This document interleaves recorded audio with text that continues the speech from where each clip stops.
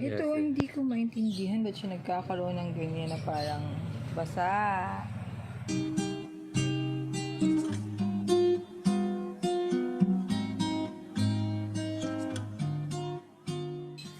Okay, ano nangyari sa ating Mayana plants?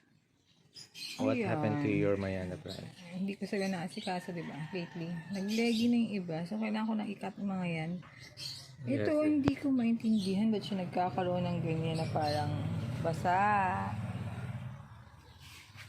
moisture? Pang ilang beses ko Ah, na yung nakikita bubbly. yan. Oo, kasi akala ko, See, ito yun. see those bubbles? Ito, tumutulo pa. There, see? Kailan galing yan?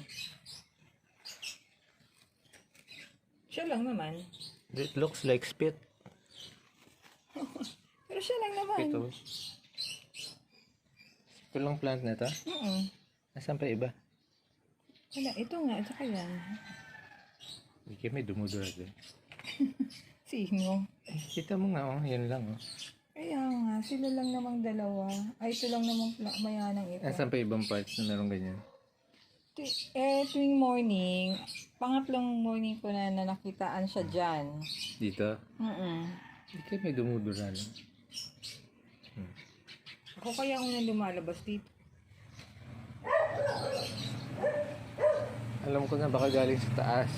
Maybe something's falling from the roof. Sa plant? Maybe something's falling from up there down here. Ang galing naman, lagi sa kanya tumatama. Oo, kasi hindi naman natural yun. That's not natural. Obserbahan ko ulit siya bukas. Maybe we should use a CCTV camera.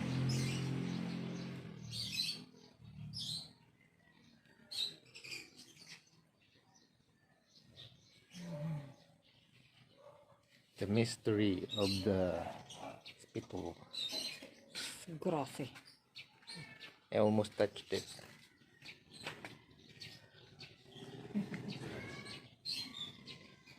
Oh look, your morning glory is blooming. Let's check out the morning glory. This is the morning glory plant. And we have a couple of flowers. We thought this would be blue because the seller told us it would produce blue flowers, but this is pink. There's another one.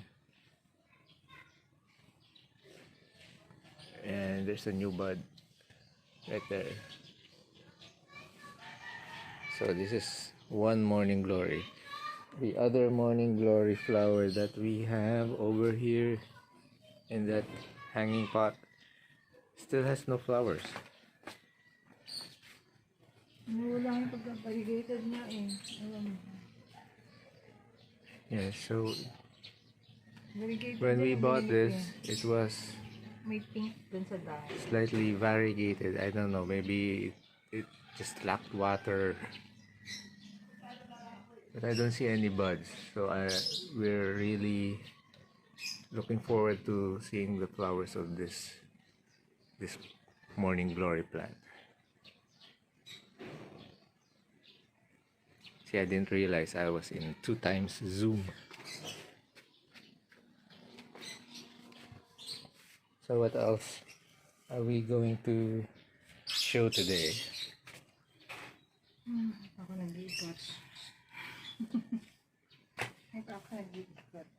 Sa breakfast lang natin dito. Pinch. Pinch. Everyday. Morning routine. Pinch lang every day.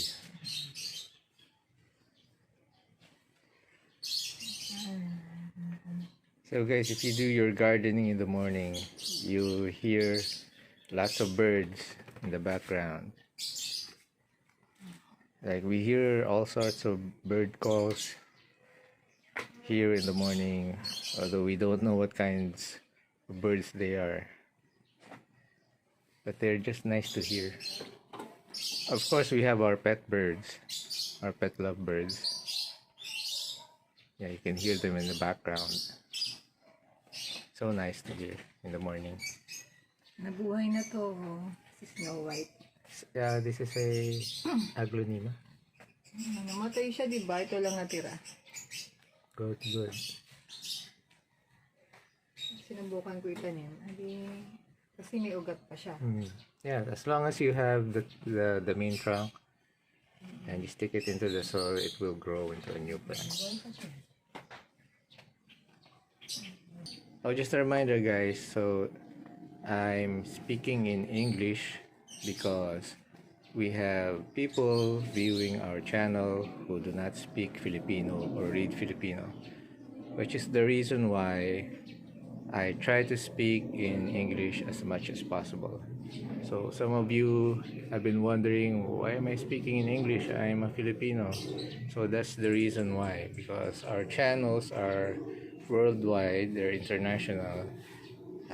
People all over the world can view our channels, and if they don't understand what we're saying, they won't be able to watch.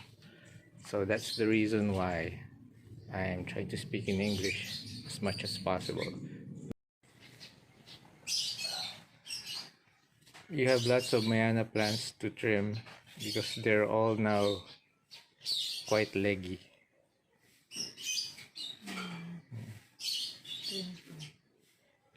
So when are you going to start selling Mayanas? Soon?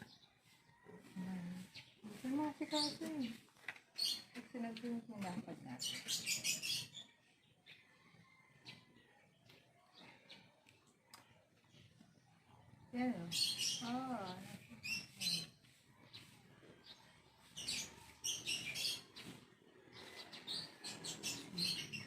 Ito yung kipin ko ang pang minimalabas sa dyan.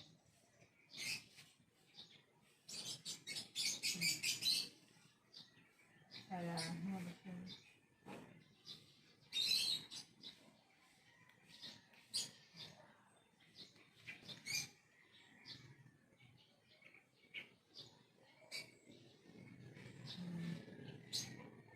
Yan na. Nag-grow na itong leaves. So will you still be cutting the top of this plant? Siguro. Kasi ano na itong tigas na oh. Kaya ang sabi, cut it before it's too late. Cut it before it's too late. Kasi, So Mayanas tend to grow straight up like that, like this. So when it grows to be like this, like a small tree, you need to cut off the top. And ito you, yan o. oh yes, that's it. Pinagkakat ko sila. Yan na sila. This one is called a leggy Mayana. So once a Mayana or a Coleus plant becomes leggy, you need to cut it so that new branches will come out, new leaves will sprout, and of course with those cuttings you can also grow new plants like these. Ito, leggy na talaga ito. Kailangan ko na ito. Oh, leggy na rin yan. Wala akong time sunod-sunod yung lakad natin na pabaya ako si Mayana. Ay, sorry. Oo, marami pa rin lakad. Oo nga. So, meron kaming mga surprises. We have more surprises in store for you in the future. Watch for them.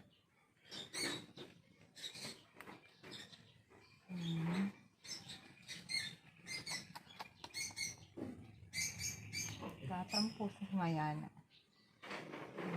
Pinabayaan mo na kami. Hindi sila na.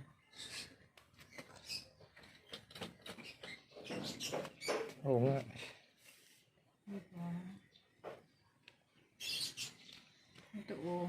Tingnan mo yung texture na ng ano niya. Oh, rough yan. It has a rough texture. It has a leathery texture. It's almost like an animal hide. Ito mo okay na. Pinrim ko siya eh.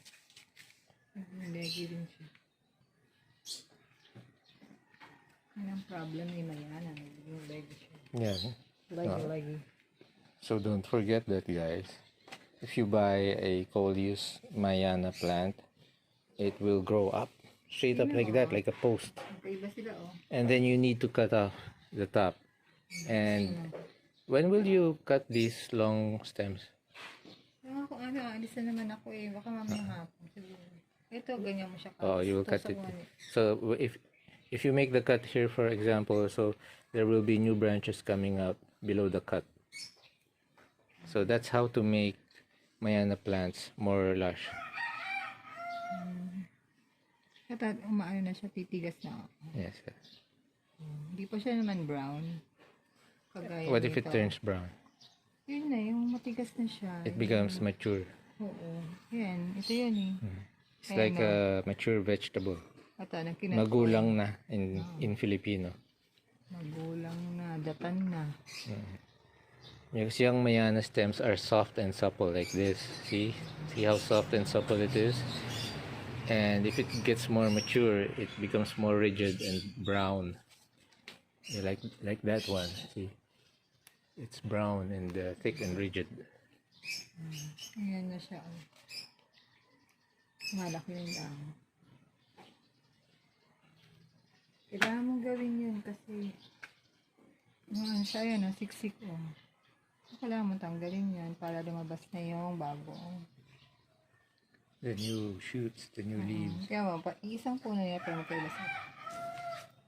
Oh, it's from a single plant, but the colors are different. See, this one's pinkish or old rose, and this one's violet, but it's from the same plant. See, from the same plant. So that's the magic of Mayana plants.